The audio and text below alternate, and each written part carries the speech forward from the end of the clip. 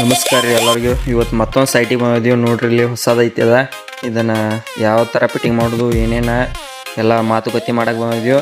ಕೂಸ್ಕೊಂಡ್ಸಿಂದ ಇದನ್ನು light fitting ಅದು ಯಾವ ಪೈಪ್ ಅದು ಹಾಕೋದು ಎಲ್ಲೆಲ್ಲಿ ಏನೇನು ಎಲ್ಲ ತೋರಿಸ್ತಾನೆ ಬರ್ರಿ. ಇದು ಈಗ ಸೆಂಟ್ರಿಂಗ್ ಬಾರೋದು ಎಲ್ಲ ಜೋಡ್ಸತ್ತಾರೆ. ಅದು ಮುಗಿದ ಮ್ಯಾಗ ಪೈಪ್ ಅದು ಹಾಕೊಂಡಿವಿ. ಎಲ್ಲ ಯಾವ ಥರ ಹಾಕೊಂಡಿದ್ದೀವಿ ನೋಡ್ಬೋದು.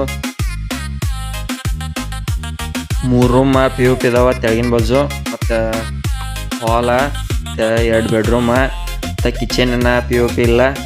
ಇದು ಎಲ್ಲ ಪೈಪಿಂಗ್ ಎಲ್ಲ ಫಿಟ್ಟಿಂಗ್ ಮಾಡಿದ್ವಿ, ಎಲೆಕ್ಟ್ರಿಕಲ್ ಪೈಪ. ಈಗ ಲಿಫ್ಟಿಂಗ್ದವ್ರು ಬಂದಾರ.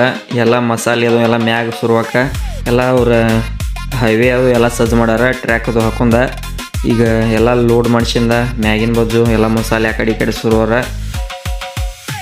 ಈಗ ಒಂದು ಅರ್ಧ ಆಗಿತ್ತು ಬಿಲ್ಡಿಂಗ, ಇನ್ನು ಅರ್ಧ ಉಳಿದೈತಿ. ಇನ್ನು ಟ್ರ್ಯಾಕ್ ಚೇಂಜ್ ಆತ, ಹೈವೇ ಈ ಕಡೆ ಬರೋದು.